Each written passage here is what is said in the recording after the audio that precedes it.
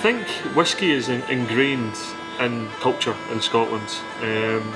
It's part of our setup. It's one thing that we can call our own, that no one else can ever take away from us. The spiritual home of whisky is always regarded as Scotland.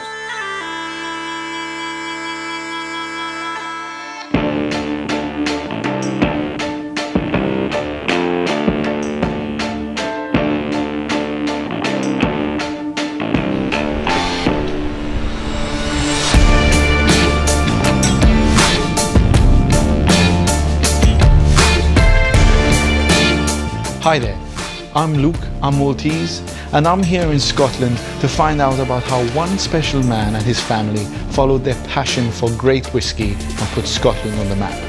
That man was John Dewar. Join us as we tell the Dewar story and learn why, even long after John's death, Dewar's whisky is the fastest growing, most awarded blended Scotch in the world.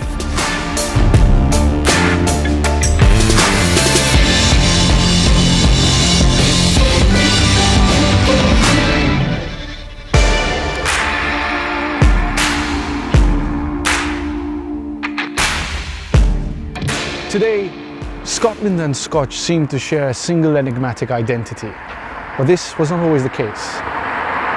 One man who was responsible for the rise of Scotch was John Dewar. This impressive building you see behind me bears John Dewar's surname, which is a far cry from his humble beginnings. As you will soon find out, the story of John Dewar is one of pluck, tenacity, and vision.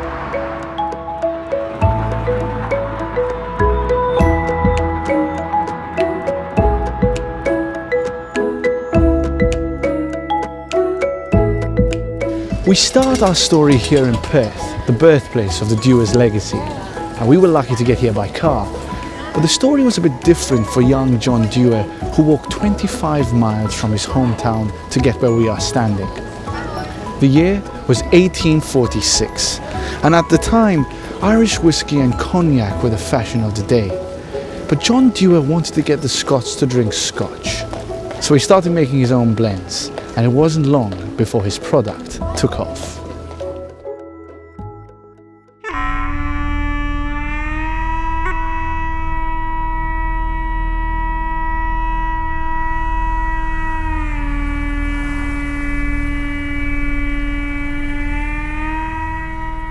Behind me is where John Dewar was born in 1805. It's where he spent most of his younger days. He was a croft farmer in order to pay for his schooling, and he would walk down this hill for 3 miles twice a day. But it wasn't until the 1880s where Dewars became a globally recognized whisky. And this was thanks to his 2 sons, Tommy and John Jr. They started off by coming back here to the small town of Aberfeldy, where John Sr. spent most of his life.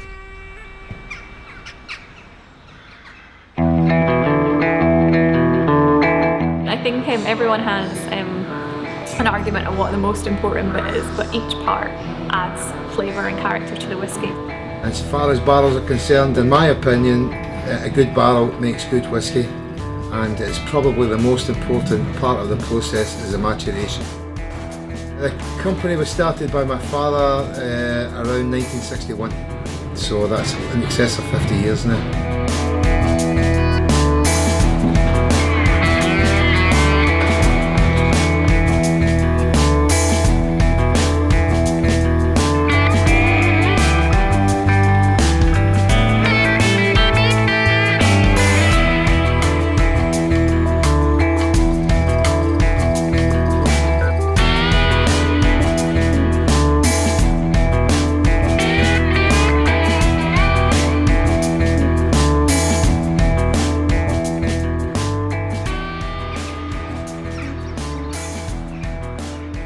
Aberfeldy is a tiny village, and this distillery was built opened in 1898, so you know it's part of its foundations. It's really part of the history of this town, and we have so many generations of people that have worked here. People love what they do here and have a lot of respect for what we do here. It's a real trade making whisky. It's a real skill.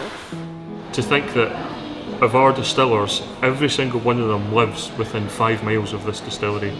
And also you see the history of the employees here, father, sons, daughters, grandsons, granddaughters being constantly employed by the distillery.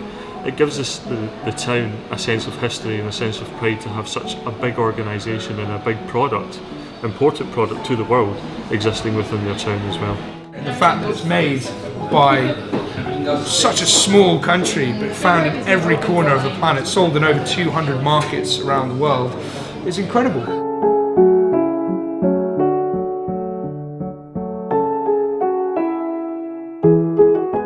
It's a very, very skillful job to bring together different malts and a grain to make something consistent and fantastic. We take it to Glasgow under the watchful eye of Stephanie, our master blender, and she chooses which barrel, which oak we're going to use.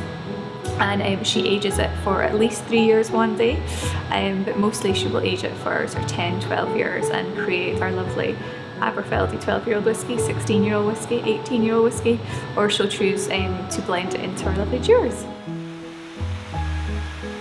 This is the Patili Burn.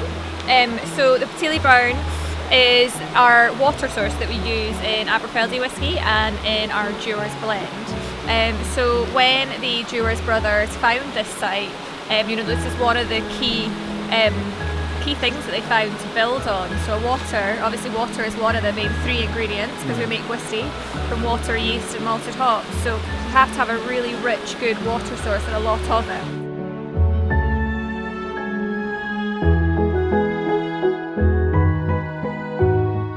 Most of us anyway, most Scottish people are very passionate about the liquid because it's such a contributor to our economy and to our livelihoods. It's also delicious, so there is that element.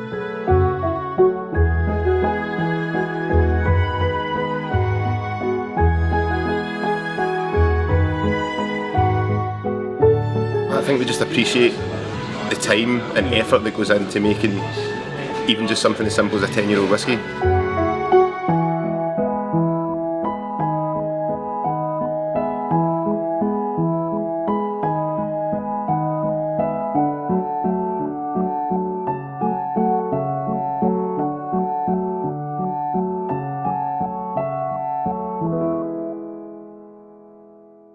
We've come to the end of our journey, and we've learned that the single-minded ambitions of one family can make history.